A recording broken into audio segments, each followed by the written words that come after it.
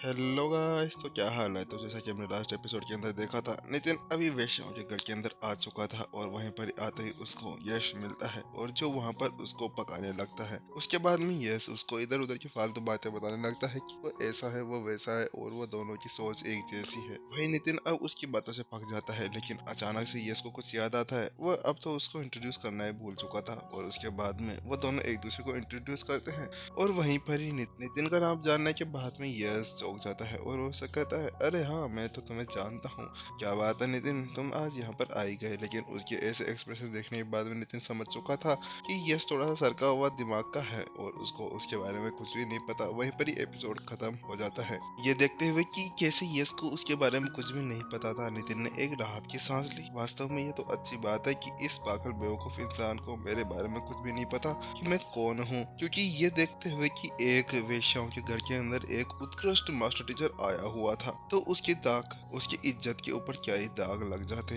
ऐसा था जैसे कि उसके ऊपर बहुत सारे पिंपल्स हो जाते और उनके अंदर डार्क स्पॉट्स भी हो सकते थे, जिनको मिटाना उसके लिए बहुत ही ज्यादा मुश्किल हो जाता। फिर तो उसको एक मास्टर टीचर के नाम से नहीं, एक वेश्याओं के दरिंदे के नाम से जाना जाता। और वहीं पर ही नितिन अब अपना मुंह कहीं पे भी नहीं दिखा सकता था। साथ ही तो वो भी तो कॉम्बैक्ट मास्टर हॉल का एक सम्मानित अतिथि था और अगर ऐसा कुछ पता चलता तो उसकी जो प्रतिष्ठा थी उसके ऊपर इतना खतरनाक कीचड़ उछलता कि वो उसके ऊपर ही जम सा जाता। जहाँ पर नितिन इसी प्रकार से सब कुछ सोच रहा था, वहीं दूसरी तरफ यश एक हल्की सी मुस्कान के साथ में कहता है, भाई नितिन, वास्तव में आज तो तुम सही समय पे आ गए। आज तो यहाँ पर बहुत ही ज्यादा खास चीज होने वाली है। आज तो इस डांस कला पवेलियन के अंदर यहाँ की एक उत्कृष्ट प्रतिभा मीरा यहाँ पर अभी डांस करने जा रही है। क्या मीरा? आखिरकार ये कौन है? इसकी बात सुनने के बाद में नितिन ने उससे पूछा, क्योंकि वास्तव में वह तो आज तक मीरा का नाम कभी भी नहीं सुना था। वहीं दूसरी तरफ नितिन के मुंह से वह शब्द सुनते ही यश के होश उड़ जाते हैं और वह पागल हो जाता है। वह उससे कहता है,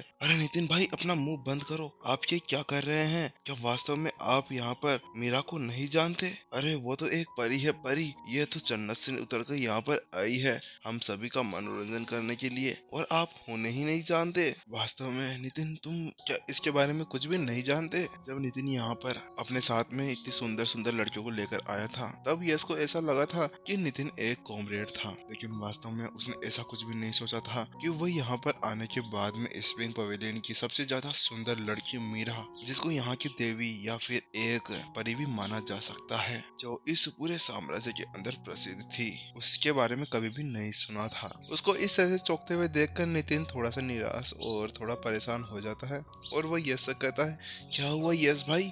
क्या वो मीरा बहुत ही ज्यादा फेमस लड़की है? अरे मैंने तो वास्तव में उसके बारे में कभी भी नहीं सुना। बस जैसे ही नितिन ने ये एक और लाइन कही, उसी के साथ में आसमान से एक बिजली गिरती है और यश के नीचे की जमीन पूरी तरह से फट जाती है और पूरी अर्थ उसको फटती हुई नजर आने लगती है, क्योंकि वास्तव में जब पिछली बार नितिन ने ऐसा कुछ कहा था कि वह उस मीरा को नहीं जानता, तो उसके साथ में उसे ऐसा लगा था कि वास्तव में नितिन उसके साथ में कोई मजाक कर रहा होगा। लेकिन इस बार जब उसने फिर से वही बात दोबारा से दोहराई, तो उसी के साथ में वो तो अब मरने के कगार पर पहुंच चुका था। उसने नितिन को समझाया, अरे नितिन भाई, क्या वास्तव में तुम ऑल मास्टर मीरा को नहीं जानते? अरे भाई, तुम आखिरकार कहाँ से आ गए? क्या तुम गिल्ड लीडर मीरा के बारे में कभी भी नहीं सुना? अरे भाई, वो रोसा साम्राज्य के अंदर सबसे ज्यादा प्रतिष्ठित, उत्कृष्ट और सबसे खतरनाक डांसर है। वह एक 7 स्टार नर्तक है। उन्होंने अपने डांस के साथ में कई सारे लड़ाकुओं को मंत्र मुक्त किया है। कितने सारे युवक हैं, कितने सारे लड़ाकू हैं जो उन्हें हासिल करने के लिए मर मिटने को भी तैयार है। हालांकि ये बहुत ही ज्यादा बेकार बात है और ये बहुत ही ज्यादा दुखी करने वाली बात है कि वह केवल एक ही महीने में एक ही बार अपनी परफॉर्मेंस देने के लिए यहाँ पर पधारती है, और इस दिन के लिए मैंने कितने दिनों से वेट किया है। मैंने 1 महीने से ये जो रूम है इसको बुक करके रखा हुआ है, कहीं मेरे हाथ से उनका डांस देखना ना छूट जाए। इसी वजह से मैं यहाँ पर उन्हीं का वेट कर रहा हूँ। वहीं दूसरी तरफ यश की ऐसी बातें सुनने के बाद में नितिन को एक के बाद में एक झटके लगे जा रहे थे। ऐसा लग रहा था जैसे कि अब उसकी बातें सुनकर उसको हार्ट अटैक ही आ जाएगा। अरे भाई, 1 महीना तुम किसी के लिए वेट भी नहीं करता और तुम 1 महीने से केवल यहाँ पर डांस देखने के लिए एक रूम को बुक करे हुए हो। क्या वास्तव में तुम्हारा दिमाग सड़क गया है या तुम्हारा दिमाग कहीं पर अपनी दिशा से भटक चुका है? अगर ऐसा है तो मुझे दो, मैं जल्दी से तुम्हारे दिमाग को अपनी जगह पर ला देता हूँ, क्योंकि जिंदगी में मैंने 1 महीने से ज्यादा तो अपनी साधना साधना को भी एक जगह पर नहीं रखा।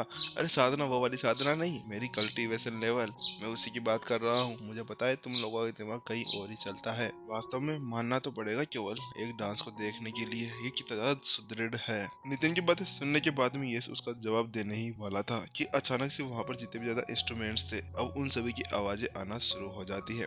उन आवाजों को सुनते ही अब यश की आंखें चमक उठती है और वो अपना हाथ उठाकर अब जल्दी से अपने हॉल के कांच की तरफ बढ़ने लगता है और वह वहां पर रखी हुई कुर्सी पर जाकर बैठता है और अपना हाथ ऊपर उठाकर नितिन से कहता है, नितिन भाई चलो ठीक है, अब यहाँ पर शो शुरू होने वाला है, हम दोनों इसके बारे में बात में करेंगे, तुम जल्दी से यहाँ पर आओ वरना तुम यहाँ पर कुछ मिस कर सकते हो।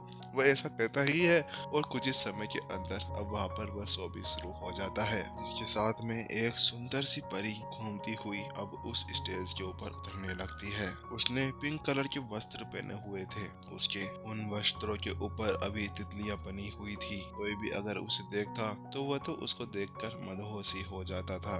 जैसे उसने अपना पहला कदम उस स्टेज के ऊपर रखा ही था कि आसपास का पूरा वातावरण अभी चेंज हो जाता है और वह बहुत ही ज्यादा सुंदर वातावरण था। ऐसा लग रहा था जैसे कि वह अभी स्वर्ग के अंदर हो। उसकी तुलना किसी से की जा सकती है तो वो विधि और अन्य से तो बहुत ही ज्यादा विधि और अन्य से नीचे ही थी। हालांकि उसने जो आभा वहाँ पर बिखेरी थी वह स्वर्ग की याद दिलाती थी, जो किसी भी क्षण आकाश के अंदर उड़ सकती थी। ये ऐसा था जैसे ही कल्पना वास्तविकता में बदल गई हो और इस तरह की जो फीलिंग और जो आकर्षण बाहर निकल कर आ रहा था वह उसके कपड़े ने और भी ज्यादा बढ़ा दिया था, क्योंकि जो उसके कपड़े थे वो बिल्कुल टाइट थे, जो उसके कमर से कसे हुए थे, जो उसके फिगर को पूरी तरह से दिखा रहे थे। यही तो कारण था जिस कारण से वहां पर जितनी भी स्त्रियां थी वह अपने इस खूबसूरती के साथ में उन सभी लड़ाकुओं या युवकों के दिल को हर लिया करती थी, यानी कि उनकी हर एक टकटकी पर वह कब्जा कर लिया करती थी। हालांकि नितिन की स्थिति इस वक्त बिल्कुल अलग थी, क्योंकि लगभग नितिन अभी उसकी आत्मा के साथ में बहुत ज्यादा पावरफुल हो चुका था और किसी भी प्रकार की ऐसे नॉर्मल नृत्य तो उसको बिल्कुल भी काबू में नहीं कर सकते थे। इसी के साथ में नितिन आराम से खुशी के साथ में सांस भी ले सकता था। इसके बाद में नितिन ने जल्दी से यश से पूछा, अरे यश भाई तुम मुझे एक बात बताओ, क्या ये वही है जिसके बारे में तुम इतनी देर से बात कर रहे थे, एल्डर मीरा? नितिन ये बात सुनने के बाद में यश ने अपना मुंह बनाया और उसने मना कर दिया, नहीं नहीं ये वो नहीं है, ये तो आकांक्षा है, ये उनकी जूनियर है। ये सभी बहुत ज्यादा गुस्से के अंदर था, क्योंकि मीरा की इस तरह से इंसल्ट करे जाना किसी से भी वह सुन नहीं सकता था। इसी वजह से उसने बिना देखे ही नितिन को जवाब दे दिया। इसके अलावा वह इसके लिए तो बिल्कुल भी तैयार नहीं था कि वह अपनी नजरों को उस स्टेज के ऊपर से हटाए। ये बिल्कुल उसी प्रकार से था जैसे कि एक छोटा सा बच्चा है और उसने कभी भी अपनी आंखों से किसी भी महिला को नहीं देखा हो। यश को इस तरह से बिहेव करते हुए देखकर नितिन भी कुछ कर नहीं सकता था, बस वह तो अपना सिर हिला सकता था। उसके बाद में फिर से वह शीशे की दीवार के बाहर देखने लगा और वह सभी की टकटकियों को देख सकता था। वह देख सकता था कि सभी कितने ज्यादा बड़े ठरकी थे और उन सभी की आंखों के अंदर इस तरह की ज्वाला जल रही थी जैसे कि वह उन सभी लड़कियों को खा ही जाएंगे।